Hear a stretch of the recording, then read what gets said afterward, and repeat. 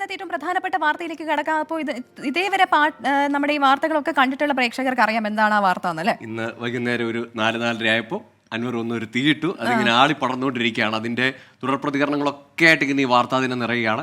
ഇനി അങ്ങോട്ട് കുറേ ദിവസം അൻവറിൻ്റെ പ്രതികരണങ്ങളും അൻവറിനുള്ള മറുപടികളും ഒക്കെ ആവും രാഷ്ട്രീയ കേരളം ചർച്ച ചെയ്യാൻ ഉറപ്പാണ്. അപ്പോൾ മുഖ്യമന്ത്രി പിണറായി വിജയനെ തന്നെ വെല്ലുവിളിച്ചും പരിഹസിച്ചുമാണ് തുറന്ന യുദ്ധപ്രഖ്യാപനവുമായി PV അൻവർ MLA ഇറങ്ങിയിരിക്കുന്നത്. ആ മനുഷ്യൻ തന്നെ ചതിച്ചെന്നും ക്യാപ്റ്റൻ ഹാൻഡിക്യാപ്ഡ് ആണെന്നുമുള്ള കടുത്ത പരാമർശങ്ങളാണ് ഇന്ന് മുഖ്യമന്ത്രിയെക്കുറിച്ച് അൻവർ നടത്തിയിരിക്കുന്നത്. അതെ, PA മുഹമ്മദ് റിയാസിന് വേണ്ടി പാർട്ടി സംവിധാനം മുഴുവൻ തകർക്കുകയാണെന്ന വിമർശനവും അൻവർ ഉയർത്തി. കാണാം ഇന്നത്തെ ടോപ്പ് സ്റ്റോറി. ഇതുവരെ മുഖ്യമന്ത്രിയെയും പാർട്ടിയും വിമർശിക്കുന്നവർക്ക് ചുട്ട മറുപടി കൊടുക്കുന്നവരിൽ ഒന്നാമത്തെ ആളായിരുന്നു PV അൻവർ. ഈ അടുത്ത കാലം വരെ പിണറായിയുടെ അടുപ്പക്കാരനായിരുന്ന PV അൻവർ ഇപ്പോൾ എത്ര അകലത്തിലാണെന്ന് പറയും അൻവറിന്റെ ഇന്നത്തെ വാർത്താ സമ്മേളനം. എങ്ങനെയൊക്കെ ആ മനുഷ്യൻ എന്നെ ചതിച്ചിട്ടുണ്ട് എന്ന് നിങ്ങൾ വ്യക്തമായി മനസ്സിലാക്കാൻ വേണ്ടിയിട്ടാണ് ഞാൻ പറയുന്നത്. ഇവിടെ പോലീസുമായി ബന്ധപ്പെട്ട പോലീസിൻ്റെ ഈ ഏകപക്ഷീയമായ വർഗീയപരമായ നിലപാടുകൾ കുറെ കാലമായി ഞാൻ ചോദ്യം ചെയ്യുന്നതാണ്. സമൂഹ മാധ്യമങ്ങൾ ഉൾപ്പെടെ പിണറായിയെ പുകഴ്ത്തിയും പ്രതിരോധിച്ചുമുള്ള വാക്കുകൾ PV അൻവർ പിൻവലിക്കുകയാണ്. കത്തിജ്വലിച്ചിരുന്ന സൂര്യൻ കെട്ടുപോയെന്ന അൻവർ. CM നിങ്ങൾ കേരളത്തിലെ കത്തിജ്വലിച്ചിരിക്കുന്ന ഒരു സൂര്യനായിരുന്നു. അത്ര ഇഷ്ടമായിരുന്നു ജനങ്ങൾക്ക്. പക്ഷെ CM അറിയില്ല ആ സൂര്യൻ കെട്ടുപോയിട്ടുണ്ട്. ആ സൂര്യൻ കെട്ടുപോയി കേരളീയ പൊതുസമൂഹത്തിൽ. ഞാൻ പറയാണ് ആത്മാർത്ഥമായിട്ട്. 2 മണിക്കൂർ വാർത്താ സമ്മേളനത്തിലെ അൻവറിന്റെ വിമർശനങ്ങളിൽ പലതും മുഖ്യമന്ത്രി നിസ്സഹായനാണെന്ന് വിളിച്ചു പറയുന്നതായിരുന്നു. മുഖ്യമന്ത്രിയെ PV അൻവർ വിശേഷിപ്പിച്ചത് ADGP MR അജിത് കുമാർ എഴുതിയ കഥയും തിരക്കഥയും വായിക്കുന്നയാളെന്നാണ്. അജിത് കുമാർ എന്ന് പറയുന്ന ഈ നൊട്ടോറിയസ് ക്രിമിനൽ ഇതിനപ്പുറം ചെയ്യും. അദ്ദേഹമാണ് ഈ CM ഈ കഥയും സ്റ്റോറി എഴുതി കൊടുത്തത്. അതാണ് CM ഇവിടെ വായിച്ച് കേൾപ്പിച്ചത്. ബഹുമാനപ്പെട്ട മുഖ്യമന്ത്രിക്ക് ഒരു നിമിഷം ആഭ്യന്തര വകുപ്പ് വഹിക്കാനുള്ള യാതൊരു അർഹതയില്ല. PA മുഹമ്മദ് റിയാസിന്റെ പേരിലാണ് PV അൻവറിന്റെ മറ്റൊരു കടുത്ത വിമർശനം. ഈ പാർട്ടി ഇവിടെ നിൽക്കണം. ഒരു നിയാസ് മാത്രം നിലനിന്നുകൊണ്ട് കാര്യമില്ല. ഒരു നിയാസിനെ ഉണ്ടാക്കാനല്ല ഈ പാർട്ടി ഇവിടെ പ്രവർത്തിക്കുന്നത്. ആ നിയാസിനെ മാത്രം അതിന്റെ ബാക്കിയുള്ളവരെയും താങ്ങി നിർത്താനല്ല കമ്മ്യൂണിസ്റ്റ് പാർട്ടി. എന്തേ പാർട്ടിക്ക് ഇത് ഇടപെടാൻ കഴിയാത്തത്? കേരളത്തിൽ കമ്മ്യൂണിസ്റ്റ് പാർട്ടിയുടെ അവസാന മുഖ്യമന്ത്രിയാകും പിണറായി വിജയനെന്നും PV അൻവർ. എതിരാളികൾ പോലും ഇതുവരെ ഉന്നയിക്കാത്ത വിമർശനങ്ങളും ആരോപണങ്ങളുമായാണ് PV അൻവർ മുഖ്യമന്ത്രിയെ വെല്ലുവിളിച്ചത്. 24 മലപ്പുറം. ചെറിയ ആരോപണമൊന്നുമല്ല PA മുഹമ്മദ് റിയാസിനെതിരെയും ഉപമുഖ്യമന്ത്രിക്കെതിരെയും ഒക്കെ അൻവർ ഉന്നയിച്ചതല്ലേ ഗോകുൽ? പ്രധാന നേതാക്കൾ CPM അടിമത്തം എന്ന കടുത്ത ആരോപണം, അത് പ്രതിപക്ഷം പറയാത്ത കാര്യങ്ങൾ പോലുമാണ് അൻവർ പറയുന്നതെന്ന് MP ഗോവിന്ദമാഷിന് പറയേണ്ടി വരുന്നു. അപ്പോൾ സ്വാഭാവികമായിട്ടും അതുണ്ടാക്കുന്ന പ്രതിസന്ധി ചെറുതല്ലെന്ന് CPM നന്നായിട്ട് അറിയാം. അതും വാർത്താ സമ്മേളനത്തിലുടനീളം അദ്ദേഹം എൻ്റെ സഖാക്കൾ, പ്രിയപ്പെട്ട സഖാക്കൾ എന്നിങ്ങനെ ആവർത്തിക്കുന്നുണ്ടായിരുന്നു. അപ്പോൾ അണികളെ ചേർത്ത് നിർത്തി CPM നേതൃത്വത്തെ പ്രതിരോധത്തിലാക്കുകയാണ് PV അൻവർ. സംസ്ഥാന സെക്രട്ടറി MV ഗോവിന്ദൻ നിസ്സഹായനാണെന്ന് PV അൻവർ തുറന്നടിച്ചു. കോടിയേരി ബാലകൃഷ്ണനോട് താരതമ്യപ്പെടുത്തിയാണ് നിലവിലെ നേതൃത്വത്തെ PV അൻവർ വിമർശിക്കുന്നത്. തന്റെ നിലപാടുകൾ വിശദീകരിക്കാൻ നിലമ്പൂരിൽ PV അൻവർ പൊതുസമ്മേളനവും വിളിച്ചിട്ടുണ്ട്. പ്രതിസന്ധി ഘട്ടങ്ങളിൽ CPM പ്രതിരോധിച്ചിരുന്ന PV അൻവർ ഇപ്പോൾ വിരൽ ചൂണ്ടുന്നത് പാർട്ടി നേതൃത്വത്തിന് നേരെയാണ്. മുഖ്യമന്ത്രിയും കൂട്ടരും പാർട്ടി സംവിധാനം ഇല്ലാതാക്കുന്നെന്ന വിമർശനത്തിലൂടെ CPM സംഘടനാ ദൗർബല്യത്തെയാണ് PV അൻവർ ചൂണ്ടിക്കാട്ടുന്നത്. ഒരഭിപ്രായ സ്വാതന്ത്ര്യവും ഒരു പാർട്ടി നേതാവിനും ഉച്ചരിക്കാൻ കഴിയാത്ത വിധം. ഇപ്പൊ നോക്കൂ നിങ്ങൾ, ബഹുമാനപ്പെട്ട ഗോവിന്ദമാഷ് അദ്ദേഹം മനസ്സുകൊണ്ട് പറഞ്ഞാണോ? നിങ്ങളൊന്ന് പറ. നിവൃത്തികേടുകൊണ്ട് പറയാം അല്ലേ? ഗോവിന്ദമാഷ സ്ഥിതി അതാണെങ്കിൽ ബാക്കിയുള്ള സഖാക്കളുടെ സ്ഥിതി എന്താ? മുഖ്യമന്ത്രിയെയും പാർട്ടി നേതൃത്വത്തെയും കടുത്ത ഭാഷയിൽ വിമർശിച്ച PV അൻവർ പാർട്ടി പ്രവർത്തകരെ കൂടെ നിർത്തുന്ന തന്ത്രപരമായ ഭാഷയാണ് ഇന്നും ഉപയോഗിച്ചത്. ഓരോ വാക്കിലും പ്രിയപ്പെട്ട സഖാക്കൾ എന്ന് പരാമർശം. അവിടെ മാർക്സിസ്റ്റുകാരനാണ് 2 കൊടുക്കുക. ഓട്ടോറിക്ഷ ഓടി വരണോൻ CITന്റെ ബോർഡ് ഉണ്ടെങ്കിൽ 500 രൂപയാണ് സാധാരണ ഫെയിനാണെങ്കിൽ 1000. എത്ര സഖാക്കൾ വന്ന് പറഞ്ഞിട്ടുണ്ട്? വേട്ടയാട കമ്മ്യൂണിസ്റ്റുകാരെ കേരളത്തിൽ ഉടനീളം. നിലവിലെ പാർട്ടി നേതൃത്വത്തെ കോടിയേരി ബാലകൃഷ്ണനോട് താരതമ്യപ്പെടുത്തുന്നു PV അൻവർ. സംസ്ഥാന സെക്രട്ടറിയായി കോടിയേരി ബാലകൃഷ്ണൻ ഉണ്ടായിരുന്നെങ്കിൽ താൻ പറയുന്നത് കേൾക്കുമായിരുന്നു.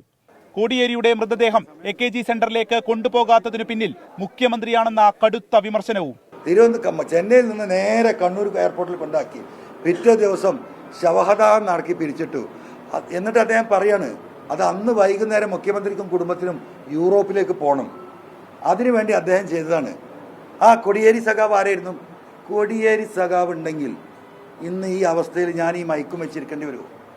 ഞായറാഴ്ച നിലമ്പൂരിൽ രാഷ്ട്രീയ പൊതുസമ്മേളനം അൻവർ വിളിച്ചിട്ടുണ്ട്. തന്റെ ഭാഗം വിശദീകരിക്കാനാണ് സമ്മേളനമെങ്കിലും നിലവിൽ പാർട്ടിക്കുള്ളിൽ നിന്നടക്കം ലഭിക്കുന്ന ജനപിന്തുണ ഉറപ്പിക്കുകയാണ് ലക്ഷ്യം. പെട്ടെന്ന് CPM-ന് മറുപടി പറഞ്ഞു ഒതുക്കാവുന്നതല്ല അൻവർ ഉന്നയിച്ചതൊന്നും.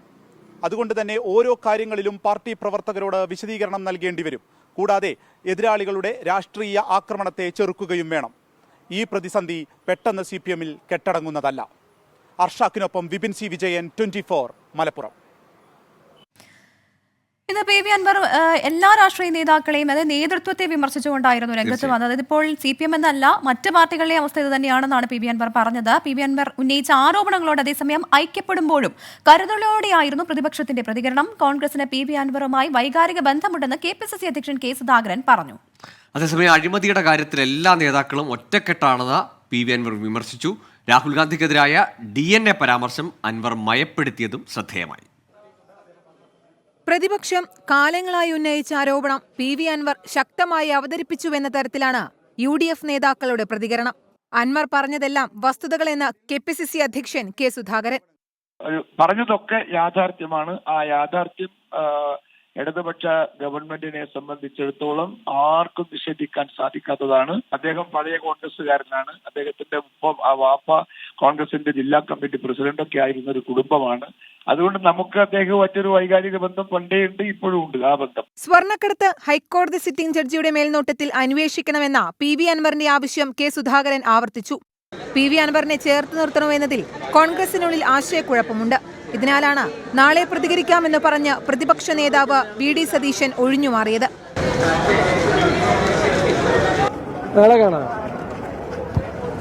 അധികാരത്തിൽ കടിച്ചു തൂങ്ങാതെ ഇടതുമന്ത്രിസഭ രാജിവെച്ച് ജനഹിതം തേടണമെന്ന് മുസ്ലിം ലീഗ് സംസ്ഥാന ജനറൽ സെക്രട്ടറി PMA സലാം ആവശ്യപ്പെട്ടു. അതേസമയം PV അൻവറിനെ മുന്നണിയിലേക്ക് സ്വീകരിക്കുന്നതിൽ മുസ്ലിം ലീഗും നിലപാട് വ്യക്തമാക്കിയിട്ടില്ല. മുന്നണി മാറ്റത്തിൽ PV അൻവറും മനസ്സ് തുറന്നിട്ടില്ല. അഴിമതിയുടെ കാര്യത്തിൽ എല്ലാവരും ഒറ്റക്കെട്ടാണെന്ന അൻവറിന്റെ പരാമർശത്തിലും നേതാക്കൾക്ക് ആശയക്കുഴപ്പമുണ്ട്. അതേസമയം രാഹുൽ ഗാന്ധിക്കെതിരായ പരാമർശം PV അൻവർ മയപ്പെടുത്തിയത് ശ്രദ്ധേയമായി. അപ്പോൾ സ്റ്റേജിൽ കയറുമ്പോൾ ഇവിടെ 4 വോട്ട് കിട്ടണം. ആ കൂട്ടത്തിൽ ജവി പറഞ്ഞെടുത്താണ്. അല്ലെങ്കിൽ അദ്ദേഹം ചോദിക്കുമോ എന്താണ് കേരളത്തിലെ മുഖ്യമന്ത്രിനെ അറസ്റ്റ് ചെയ്യാത്തത്? ഒരിക്കലും ചോദിക്കില്ല. അദ്ദേഹം സുബോധത്തോടു കൂടി നല്ല മനസ്സോടു കൂടിയാണ്, ഓർമ്മയോട് കൂടിയിരിക്കുകയാണെങ്കിൽ അദ്ദേഹം ചോദിക്കാൻ വിശ്വസിക്കുന്നതന്നെ. അപ്പൊ പിന്നെ അതിന് മറുപടി അറിയണ്ടേ? അദ്ദേഹത്തിന്റെ പൊളിറ്റിക്കൽ DNA പരിശോധിക്കണം. മുഖ്യമന്ത്രിയെയും CPIM-നെയും പ്രതിരോധത്തിലാക്കിയ PV അൻവറിന്റെ വാർത്താ സമ്മേളനം പ്രതിപക്ഷത്തെ പോലും ഞെട്ടിക്കുന്നതായിരുന്നു. എന്തുകൊണ്ട് ഇങ്ങനെ സർക്കാരിനെ പിടിച്ചുലയ്ക്കാൻ പ്രതിപക്ഷത്തിന് കഴിഞ്ഞില്ല എന്ന ചോദ്യവും ഇനി ഉയരും. 24 തിരുവനന്തപുരം. അപ്പോൾ അങ്ങനെയാണ് ഇന്നത്തെ ഏറ്റവും പ്രധാനപ്പെട്ട വാർത്തയുടെ വിശദാംശങ്ങൾ. അപ്പോൾ ഒരുപാട് പ്രേക്ഷകരുടെ കമന്റ്സ് ഇങ്ങനെ വന്നുകൊണ്ടിരിപ്പുണ്ട്. നമ്മളതൊക്കെ കാണുന്നുണ്ട്. വളരെ പെട്ടെന്ന് നമുക്ക് തിരികെ എത്തുമ്പോൾ ഗൂഗിളിലെ കൂടുതൽ വിശേഷങ്ങളും ഒക്കെ പ്രേക്ഷകരോട് പറയാനുണ്ട്. അപ്പോൾ ചെറിയ ഇടവേള. പ്രിയ പ്രേക്ഷകരെ, നമ്മൾ അങ്ങനെ ഗുഡ് നൈറ്റ് ഷോ തുടരുകയാണ്. അതാ ഇപ്പോൾ എൻ്റെ കൂടെ ഗൂഗിൾ രവി ഉണ്ട്. ഇപ്പോൾ പ്രജൻ എവിടെ എന്നുള്ള ഒരുപാട് പ്രേക്ഷകരുടെ ചോദ്യം ഇങ്ങനെ വന്നുകൊണ്ടിരിപ്പുണ്ട്. പ്രജൻ ഒന്ന് വീട് വരെ പോയതാണ്. പ്രജൻ ഉടൻ തന്നെ തിരിച്ചെത്തും. എന്തായാലും അതുവരെ ഗൂഗിൾ രവി ഉണ്ട് നമ്മളോടൊപ്പം. അപ്പൊ ഗൂഗിളിനെ പാട്ട് പാടിക്കാനാണ് പ്രേക്ഷകരിൽ നിരവധി പേര് പറയുന്നത്. നിറയെ കമന്റ് ആണ് കേട്ടോ. പക്ഷെ എനിക്ക് അതിൽ ഏറ്റവും അവസാനം വന്ന KJ തോമസിന്റെ സ്പിരിറ്റ് ഇഷ്ടപ്പെട്ടു. ഗൂഗിൾ ബൈ പാടിയില്ലെങ്കിൽ നമ്മൾ പാടും എന്നുള്ളത്. അത് കൊള്ളാം ചേട്ടാ. അതായിരിക്കും കുറച്ചുകൂടെ നന്നാവുക. ഞാൻ പ്രവിധയുടെ അടുത്ത് ദക്ഷിണ വെച്ച് പാട്ട് പഠിക്കണം എന്നൊക്കെ പറഞ്ഞു. എന്നേക്കാൾ പാട്ട് പഠിച്ചിട്ടുള്ള ആളാണ് കേട്ടോ. ഞാൻ കുറെ പേരുടെ അടുത്ത് ദക്ഷിണ വെച്ച് പാട്ട് പഠിച്ചിട്ടുണ്ട്. പക്ഷെ അവസാനം അവരൊക്കെ ആ ദക്ഷിണ തിരിച്ച് മടക്കി തന്ന് നിർത്താമെന്ന് പറഞ്ഞു വിടുക. അതുകൊണ്ട് പാട്ട് പാടാൻ മാത്രമാണ് എനിക്ക് കോൺഫിഡൻസ് ഇല്ലാത്തൊരു ഐറ്റം. ബാക്കി എന്തും ചെയ്യും. ബാക്കി അത്യാവശ്യമൊക്കെ ഒപ്പിക്കും. അപ്പൊ നമുക്ക് തിരിച്ച് വാർത്തകളിലേക്ക് വരാം. പ്രേക്ഷകരുടെ കമന്റ്സിലേക്കൊക്കെ നമ്മൾ വരാം. അതിനു മുൻപ് മറ്റു പ്രധാനപ്പെട്ട വാർത്തകളിലേക്ക് കൂടി പോകേണ്ടതുണ്ട്. തൃശൂർ പൂരം കലക്കലിൽ ADGP MR അജിത് കുമാറിന്റെ റിപ്പോർട്ട് തള്ളി സർക്കാർ. ADGPക്കെതിരെ DGP ഉന്നയിച്ച കാര്യങ്ങളിൽ അന്വേഷണം വേണമെന്ന് ആഭ്യന്തര സെക്രട്ടറി വിശ്വനാഥ് സിൻഹയുടെ ശുപാർശ. അപ്പൊ അങ്ങനെ പൂരം കലക്കലിൽ മറ്റൊരു അന്വേഷണം വേണമെന്ന ശുപാർശയുമുണ്ട്. അതിൽ അന്വേഷണങ്ങൾ അങ്ങനെ നീളുകയാണ്. തൃശൂർ പൂരം കലക്കലിൽ ഗൂഢാലോചന നടന്നിട്ടില്ലെന്ന ADGP MR അജിത് കുമാറിന്റെ റിപ്പോർട്ട് തള്ളിയാണ് സർക്കാർ തുടരന്വേഷണത്തിന് ഒരുങ്ങുന്നത്. ADGPയുടെ ഭാഗത്ത് വീഴ്ച സംഭവിച്ചെന്ന DGPയുടെ കണ്ടെത്തൽ അംഗീകരിച്ച ആഭ്യന്തര സെക്രട്ടറി പൂരം കലക്കലിൽ വിശദാന്വേഷണം നടത്തണമെന്നും ADGPക്കെതിരെ മറ്റൊരന്വേഷണം വേണമെന്നും നിർദ്ദേശിച്ചു. സ്ഥലത്തുണ്ടായിട്ടും പൂരം തടസ്സപ്പെട്ടപ്പോൾ അജിത് കുമാർ ഇടപെടാത്തതിൽ കടുത്ത വിമർശനമാണ് DGP ഉന്നയിച്ചത്. റിപ്പോർട്ട് 5 മാസം വൈകിയതിലുമുണ്ട് കുറ്റപ്പെടുത്തൽ. ADGPയുടെ റിപ്പോർട്ടിന്മേൽ DGP കവറിംഗ് ലെറ്ററായി വീഴ്ചകൾ എഴുതിയതോടെയാണ് പുതിയ അന്വേഷണത്തിലേക്ക് സർക്കാർ എത്തിയത്. CPIയുടെ രാഷ്ട്രീയ സമ്മർദ്ദവും തുടരന്വേഷണം പ്രഖ്യാപിക്കാൻ പ്രധാന കാരണമായി. എന്നാൽ അജിത് കുമാറിനെ മാറ്റി നിർത്തണമെന്ന് റിപ്പോർട്ടിൽ ശുപാർശയില്ല. ക്രൈംബ്രാഞ്ച് മേധാവിയുടെ നേതൃത്വത്തിലുള്ള അന്വേഷണമായിരിക്കും പൂരം കലക്കലിൽ ഉണ്ടാവുക. ഇതു സംബന്ധിച്ച ഉത്തരവ് വൈകാതെ പുറത്തിറങ്ങും. ആഭ്യന്തര സെക്രട്ടറിയുടെ റിപ്പോർട്ടിന്റെ അടിസ്ഥാനത്തിൽ തീരുമാനമെടുക്കുമെന്നായിരുന്നു മന്ത്രിസഭാ യോഗത്തിലെ മുഖ്യമന്ത്രിയുടെ നിലപാട്. അതിനിടെ ADGP MR അജിത് കുമാറിനും മുഖ്യമന്ത്രിയുടെ പൊളിറ്റിക്കൽ സെക്രട്ടറി P ശശിയുടെയും സ്വത്തുവിവരം അന്വേഷിക്കണമെന്നാവശ്യപ്പെട്ട് പൊതുതാൽപര്യ ഹർജി നൽകി. ഹർജിയിൽ റിപ്പോർട്ട് നൽകാൻ വിജിലൻസ് ഡയറക്ടർക്ക് കോടതി നിർദ്ദേശം നൽകിയിട്ടുണ്ട്. 24 തിരുവനന്തപുരം. അപ്പം പൂരം വിവാദം അങ്ങനെ ഉടനെ എങ്ങും അടങ്ങില്ല എന്നതാണ് ഇപ്പോഴത്തെ വീണ്ടും ഒരു അന്വേഷണം വരുന്നു. അതിൽ ADGPക്കെതിരായ ആരോപണങ്ങൾ കൂടി അന്വേഷിക്കുമെന്ന് വരുന്നു. വീണ്ടും രാഷ്ട്രീയ പ്രതികരണങ്ങൾ, അതിൽ തുടർ പ്രതികരണങ്ങൾ ഉണ്ടാകുന്നുണ്ട്. ശരിയായ അന്വേഷണമാണ് വേണ്ടതെന്നും ഇനി നീട്ടിക്കൊണ്ടു പോകരുതെന്നും VS സുനിൽകുമാർ പ്രതികരിക്കുന്നു. ജനങ്ങൾക്ക് വിശ്വാസയോഗ്യമായ റിപ്പോർട്ടാണ് പുറത്തു വരേണ്ടതെന്നും VS സുനിൽകുമാർ 24നോട് പറഞ്ഞു. പൂരം കലക്കിയതുമായി ബന്ധപ്പെട്ട റിപ്പോർട്ട് മുഖ്യമന്ത്രിയുടെ കയ്യിൽ കിട്ടട്ടെ, അതുവരെ കാത്തിരിക്കാമെന്നാണ് മന്ത്രി K രാജൻ പ്രതികരിച്ചത്. 4 പ്രധാനപ്പെട്ട അന്വേഷണം നടക്കുമ്പോഴും MR അജിത് കുമാർ ADGP സ്ഥാനത്ത് തുടരുകയാണെന്നായിരുന്നു പ്രതിപക്ഷ നേതാവ് VD സതീശന്റെ പ്രതികരണം. മുഖ്യമന്ത്രിക്ക് MR അജിത് കുമാറിനോട് എന്തൊരു കരുതലാണെന്നും VD സതീശൻ പരിഹസിച്ചു. അപ്പോൾ ആ റിപ്പോർട്ടിൻ്റെ വിശദാംശങ്ങൾ സർക്കാരിന് സ്വീകാര്യമല്ലാത്തതുകൊണ്ടായിരിക്കണം ആ റിപ്പോർട്ട് തള്ളിയിരിക്കുന്നത്. ഒറ്റ കാര്യം മാത്രമേ പറയാനുള്ളൂ. പൂച്ച കറുത്താണെങ്കിലും വെളുത്താണെങ്കിലും എലി പിടിക്കുന്നു പറയുന്ന പോലെ റിപ്പോർട്ട് ജനങ്ങൾക്ക് വിശ്വാസയോഗ്യമായ റിപ്പോർട്ട് വരണം. അത് നീണ്ടുപോകാൻ പാടില്ല. ഞങ്ങളത് കാണും. കണ്ടതിന് ശേഷം എങ്ങനെ വേണം, റിപ്പോർട്ടിൽ നമ്മൾ ഉന്നയിക്കപ്പെട്ട പൂർണ്ണമായ കാര്യങ്ങളുണ്ടോ, റിപ്പോർട്ടിൽ എന്താണ് നിഗമനങ്ങൾ, തുടരന്വേഷണത്തിൻ്റെ ആവശ്യകതയുണ്ടോ, ഇതെല്ലാം അത് പിന്നെ ആഭ്യന്തര സെക്രട്ടറി കൈമാറിയതിന് ശേഷം നമുക്ക് തീരുമാനമെടുക്കാം. അതുവരെ ഒന്ന് കാത്തിരിക്കുക, അത്രേ ഉള്ളൂ. ഇത് മുഖ്യമന്ത്രിയുടെ അറിവോടുകൂടി ചെയ്താണ്. ഞാൻ ചോദിക്കട്ടെ, ഇല്ലെങ്കിൽ മുഖ്യമന്ത്രി ഇതുപോലെ ഒരു ഉദ്യോഗസ്ഥനെ സംരക്ഷിക്കുക? ഇപ്പം എത്ര അന്വേഷണമാണ്? 4 അന്വേഷണം ഈ ADGPക്കെതിരെ നടത്തുമ്പോഴും അദ്ദേഹം ആ സ്ഥാനത്തിരിക്കുകയാണ്. മുഖ്യമന്ത്രിക്ക് എന്തൊരു കരുതലാണ്, എന്തൊരു കരുതലാ ഈ ADGPയോട്. അങ്ങനെയാണ് ആ വിഷയവുമായി ബന്ധപ്പെട്ട രാഷ്ട്രീയ പ്രതികരണങ്ങൾ വരുന്നത്. ഇനി പ്രേക്ഷകർ ഏറെ കാത്തിരുന്ന, അല്ലെങ്കിൽ നമ്മളെല്ലാവരും ഏറെ കാത്തിരുന്ന ഒരു വാർത്ത, അതിന്റെ പരിസമാപ്തി ആയിരുന്നു ഇന്നലെ. അതായത് പറഞ്ഞു വരുന്നത് അർജുനെ കുറിച്ചാണ്. ഷിരൂരിൽ മണ്ണിടിച്ചിലിൽ കാണാതായ അർജുന്റെ മൃതദേഹം ഇന്നലെയാണ് ലഭിച്ചത്. എന്തായാലും അർജുന്റെ പരിശോധന, ഒപ്പം പോസ്റ്റ്മോർട്ടം, അതിനൊക്കെ ശേഷം വീട്ടിലേക്ക് വളരെ അത് വീട്ടിലേക്ക് ഉടൻ തന്നെ എത്തിക്കാനുള്ള ശ്രമമാണ് ഇപ്പോൾ സർക്കാരിന്റെ ഭാഗത്തുനിന്ന് ഉണ്ടാകുന്നത്. അപ്പോൾ മൃതദേഹം നാളെ ബന്ധുക്കൾക്ക് കൈമാറിയേക്കും എന്നുള്ള റിപ്പോർട്ട് ഇന്ന് പുറത്തു വന്നിരുന്നു. മംഗളൂരു ഫോറൻസിക് ലാബിലേക്ക് അയച്ച DNA സാമ്പിളുകളുടെ പരിശോധനാ ഫലം നാളെ ലഭിക്കും എന്ന പ്രതീക്ഷയിലാണ് ഉത്തര കന്നഡ ജില്ലാ പോലീസ് മേധാവി പങ്കുവച്ചത്. പുഴയിൽ നിന്ന് കരയിലേക്ക് മാറ്റിയ ലോറിയിൽ നിന്ന് കൂടുതൽ അസ്ഥിഭാഗവും വസ്ത്രങ്ങളുമൊക്കെ ഇന്ന് കണ്ടെടുക്കുകയും ചെയ്തു.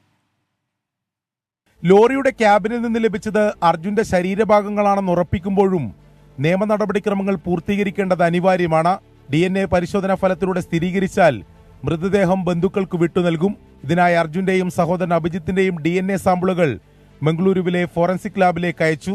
Already family members DNA profiling is with us.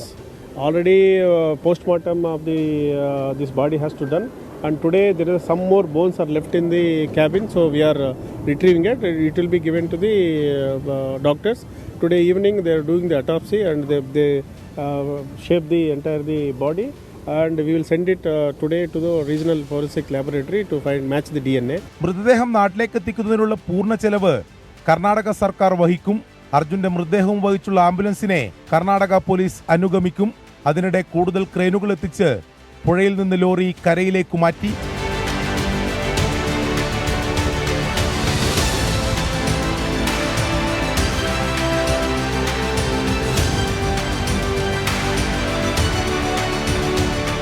ലോറിക്കുള്ളിൽ നിന്നും കൂടുതൽ അസ്ഥിഭാഗവും അർജുന്റെ വസ്ത്രങ്ങളും കണ്ടെത്തിയിട്ടുണ്ട്.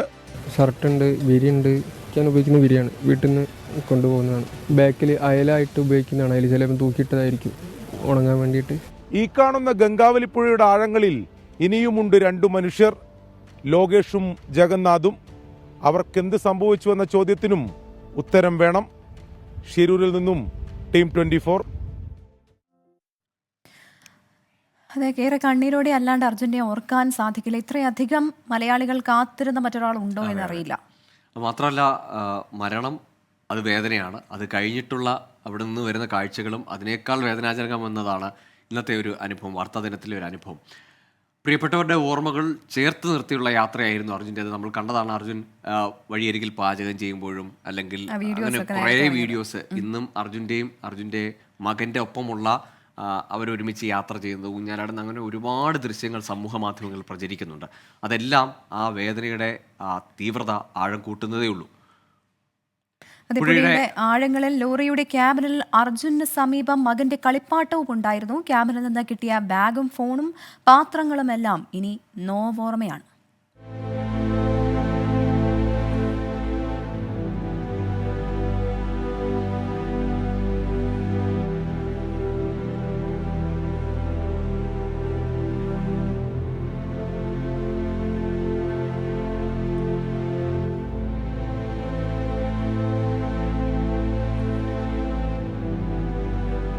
മകനേറെ പ്രിയപ്പെട്ട കളിപ്പാട്ടം അർജുൻ യാത്രയിൽ കൂടെ കരുതിയത് എന്തിനാകും?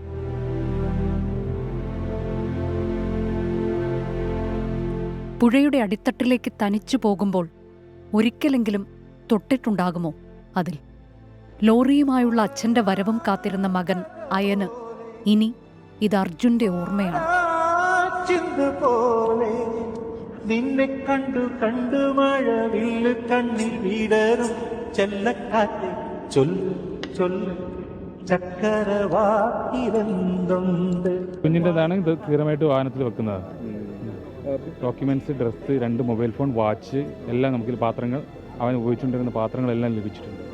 അർജുന്റെ സാമീപ്യമുണ്ടായിരുന്ന ഓരോന്നും, എന്നും പ്രിയപ്പെട്ടവരുമായി സംസാരിച്ചിരുന്ന മൊബൈൽ ഫോണുകൾ, സമയം നിലച്ച വാച്ച്, പാത്രങ്ങളും ബാഗും വസ്ത്രങ്ങളുമെല്ലാം. അങ്ങനെ അർജുൻ കൂടെ കൂട്ടിയതെല്ലാം പുറത്തെടുത്തപ്പോൾ ഗംഗാവലിയുടെ മൺതിട്ട നൊമ്പര തീരമായി.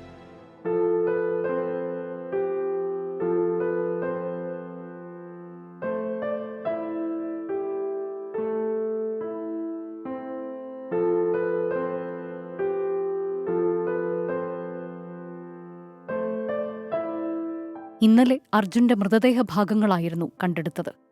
ഇന്ന് ഓർമ്മകളുടെ ഭാരമേറിയുള്ള ശേഷിപ്പുകളും.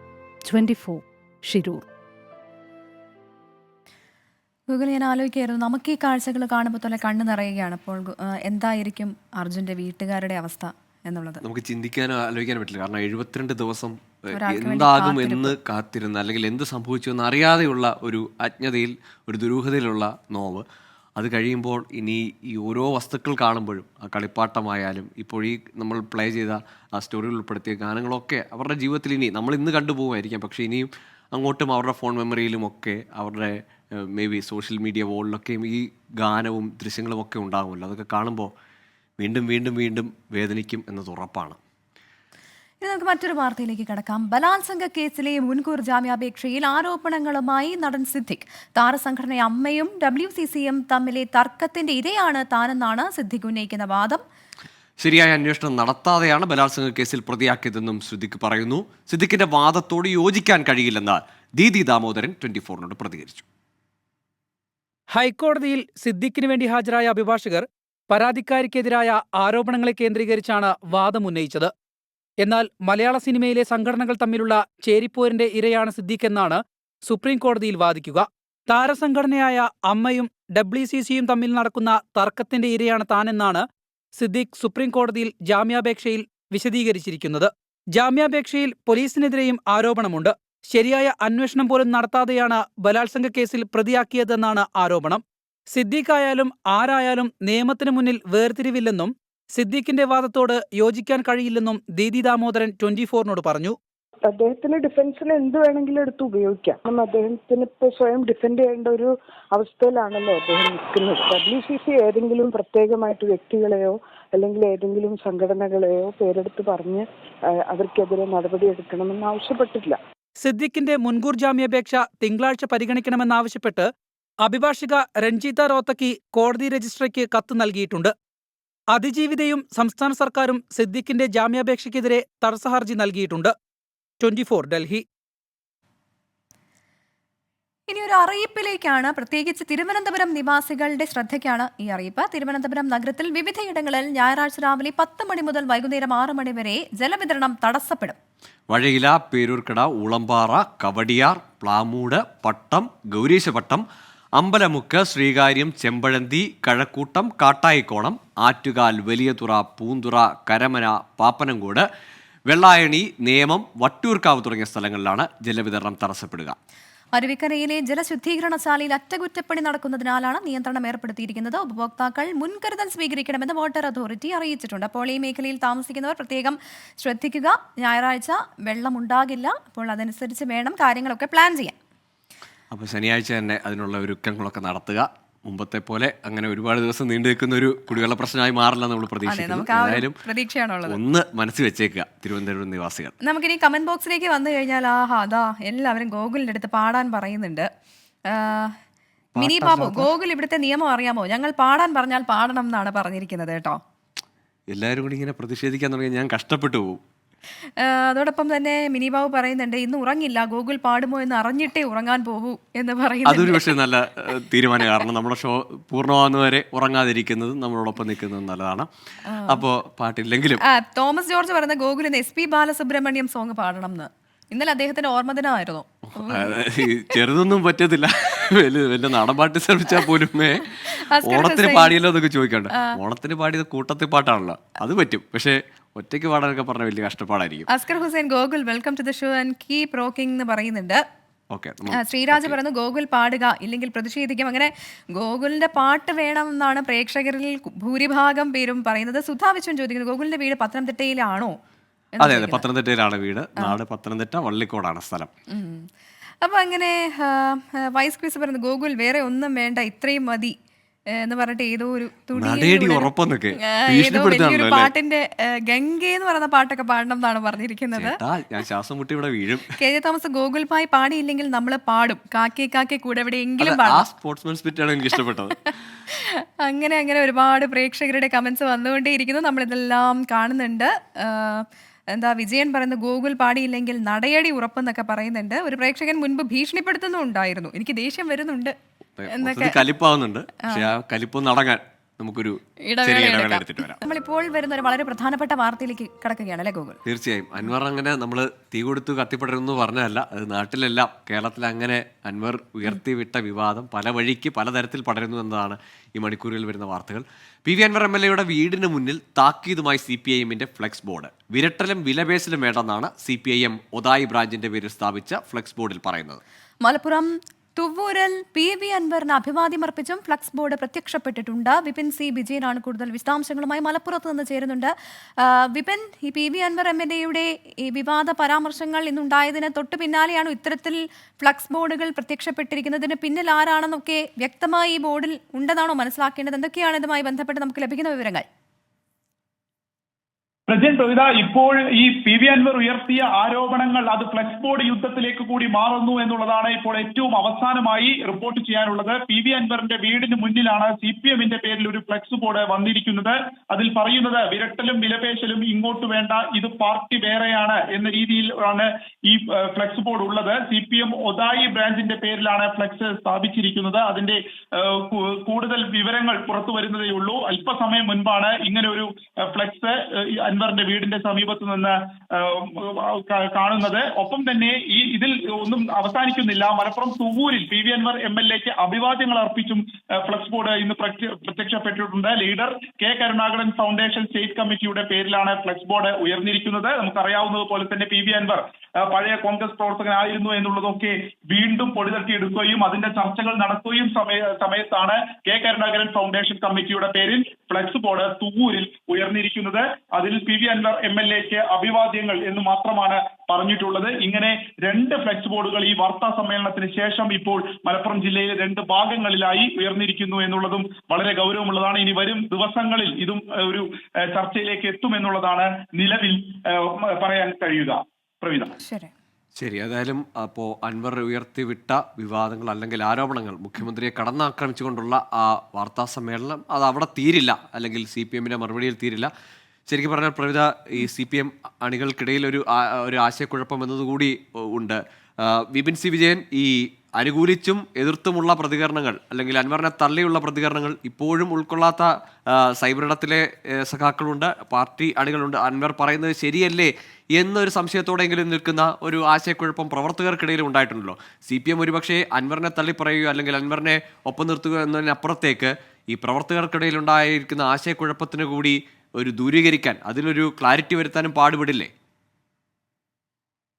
അതെ, ഇത്തരത്തിൽ ഒരു ധർമ്മസങ്കടത്തിലാണ് ഇപ്പോൾ CPM എത്തിയിരിക്കുന്നത്. കാരണം പാർട്ടി പ്രവർത്തകരോട് ഇന്നിപ്പോൾ അൻവർ ഉന്നയിച്ചിട്ടുള്ള ഓരോ ആരോപണങ്ങളുടെയും പാർട്ടി നയങ്ങൾ വിശദീകരിക്കേണ്ടി വരും. അത് സ്വർണ്ണക്കടത്തായാലും പൂരം കലക്കലായാലും ഇങ്ങനെ തുടരെയുള്ള ആരോപണങ്ങളാണ് അൻവർ ഉന്നയിച്ചിട്ടുള്ളത്. ഇതിന്റെ ഒരു വസ്തുത ഒരു വശത്ത് പാർട്ടി പ്രവർത്തകരോട് സമ്മേളന സമയം കൂടി ആയതുകൊണ്ട് അതിന്റെ ഒരു വിശദീകരണം ആ രീതിക്ക് നൽകേണ്ടി വരും. മറ്റൊന്നുള്ളത്, ഇത് എതിർപക്ഷം എതിരാളികൾ രാഷ്ട്രീയ ആയുധമാക്കുമെന്നുള്ളത് തെല്ലും സംശയമില്ലാത്ത കാര്യമാണ്. മുഖ്യമന്ത്രി രാജിവെക്കണമെന്ന് ഇതിനോടകം തന്നെ പല കോണിൽ നിന്നുള്ള ആവശ്യങ്ങൾ ഉയർന്നു കഴിഞ്ഞു. അപ്പോൾ ഇതിനെ പ്രതിരോധിക്കുകയും വേണം. ഈ ഒരു ധർമ്മസങ്കടത്തിലാണ് നിലവിൽ പാർട്ടി എത്തിയിരിക്കുന്നത്. അതിനിടയിലാണ് ഇപ്പോൾ ഈ ഫ്ലെക്സ് ബോർഡുകളിലൂടെ കൂടി പ്രവർത്തകരുടെ പല രീതിയിലുള്ള പ്രതിഷേധം വരുന്നത്. എന്തുകൊണ്ട് ADGP MR അജിത് കുമാറിനെ മുഖ്യമന്ത്രി മാറ്റുന്നില്ല എന്നുള്ള ഒരു ചോദ്യം ഇതിനോടകം തന്നെ പാർട്ടി കേന്ദ്രങ്ങളിൽ പാർട്ടി പ്രവർത്തകർക്കിടയിൽ സജീവമായി തന്നെ നിൽക്കുന്നതാണ്. അതുകൊണ്ട് തന്നെ ഒരു മൗനമായിട്ട് കഴിഞ്ഞ ദിവസങ്ങളിലൊക്കെ PV അൻവറിന് കിട്ടിയിരുന്നു. ഇപ്പോൾ മുഖ്യമന്ത്രിയെ ഇത്രത്തോളം കടന്നാക്രമിച്ചു നിൽക്കുന്ന ഒരു സമയത്ത് ഇനി എത്രത്തോളം പാർട്ടി പ്രവർത്തകരുടെ ഒരു പിന്തുണയുണ്ട് എന്നതും ഒരു ചോദ്യമാണ്. ഒപ്പം തന്നെ PV അൻവർ ഞായറാഴ്ച ഒരു പൊതു സമ്മേളനം വിളിച്ചു ചേർത്തിട്ടുണ്ട്. ഇതിൽ എത്ര പേർ പങ്കെടുക്കും, ഇതിൽ എത്രത്തോളം രാഷ്ട്രീയമായിട്ട് നിൽക്കുന്ന CPM-നോട് ചേർന്ന് നിൽക്കുന്ന ആളുകൾ പങ്കെടുക്കും എന്നുള്ളതും വളരെ ഗൗരവത്തോടു തന്നെ വീക്ഷിക്കുകയാണ് CPM. അതെ, ഒരിടത്ത് അഭിവാദ്യം അർപ്പിച്ചുള്ള ബോർഡാണെങ്കിൽ മറ്റൊരിടത്ത് വിരട്ടൽ വേണ്ട എന്ന് പറഞ്ഞിട്ടുള്ള ഒരു ബോർഡാണ്. മുഖ്യമന്ത്രിയുടെ വാക്കുകൾ തന്നെ കോട്ട് ചെയ്ത് വിരട്ടലും വിലപേശലും ഇങ്ങോട്ട് വേണ്ട എന്ന തരത്തിലുള്ള വാക്ക് തന്നെ കോട്ട് ചെയ്തുകൊണ്ട് CPM പ്രവർത്തകരുടെ ഫ്ലെക്സ് ബോർഡ് വരുന്നു. മറുവശത്ത് അൻവറിനൊപ്പം അൻവറിനെ പിന്തുണച്ചുകൊണ്ടുള്ള പ്രതികരണം വരുന്നു. ഏതായാലും അതൊരു ആശയക്കുഴപ്പം തന്നെയാണ് CPM പ്രവർത്തകർക്കിടയിൽ. ആര് പറയുന്നതാണ് ശരി, നേതൃത്വമാണോ ശരി, അതാ PV അൻവർ പറയുന്നതാണോ, തെറ്റിതിരുത്തൽ അൻവറിലൂടെയാണോ സാധ്യമാകുക എന്നൊക്കെ ചിന്തിച്ചവർ പോലും ഈ ദിവസങ്ങളിലുണ്ട് എന്നത് സത്യമായ വരും ദിവസങ്ങളിൽ എന്തായാലും ഇതുമായി ബന്ധപ്പെട്ട കൂടുതൽ വാർത്തകൾ ഉണ്ടാകുമെന്ന് നമുക്ക് ഉറപ്പായും പ്രതീക്ഷിക്കാം.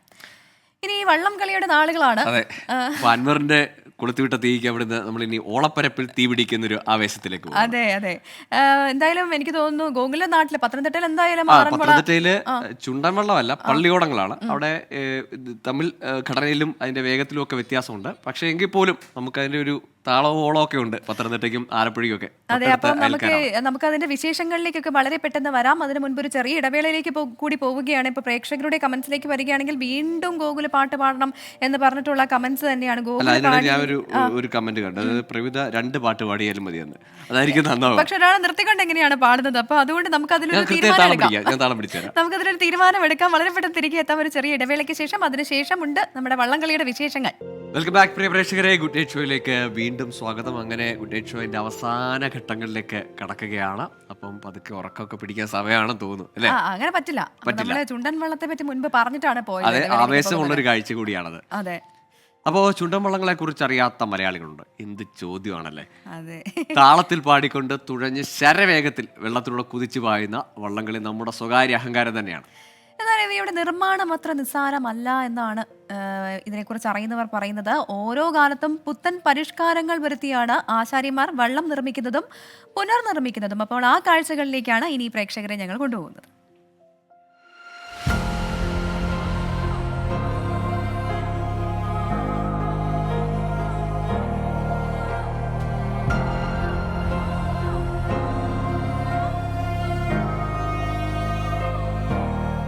എഴുതപ്പെട്ട തച്ചുശാസ്ത്രമില്ലാത്ത അതീവ സങ്കീർണമാണ് നിർമ്മാണ രീതി.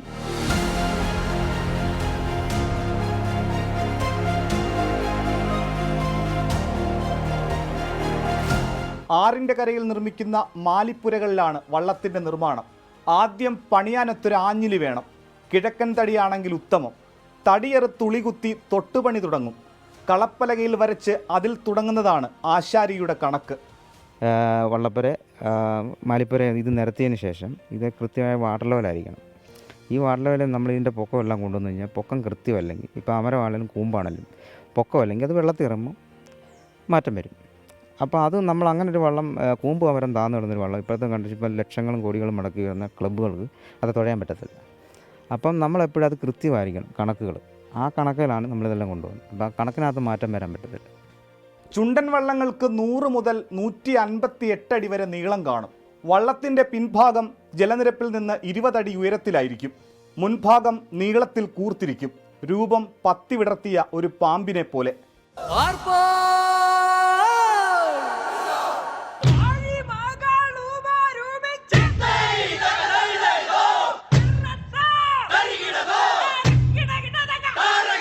ഇതാണ് എൻ്റെ നടുപ്പാലം, ഇതെൻ്റെ പടി.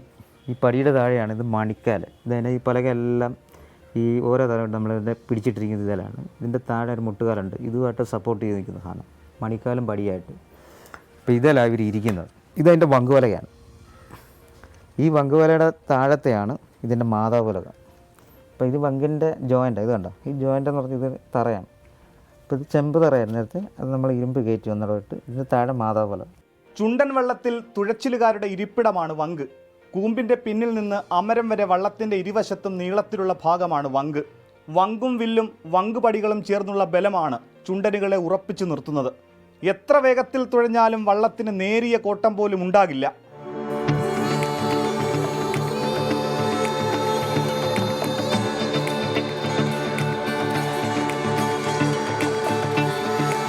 ഗ്രാമത്തിലെ ആശാരിയാണ് വള്ളത്തിന്റെ തുടർന്നുള്ള കേടുപാടുകളും തീർക്കുക.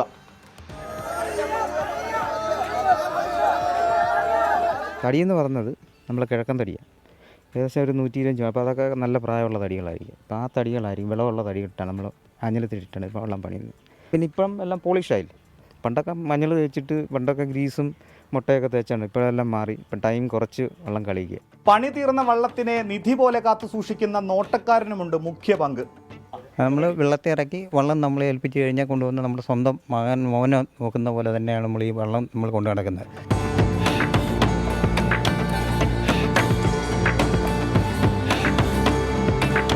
ചുണ്ടൻ വള്ളത്തിൻ്റെ ഓരോ നിർമ്മാണവും കൃത്യമായ കണക്കുകൂട്ടലുകളാണ്.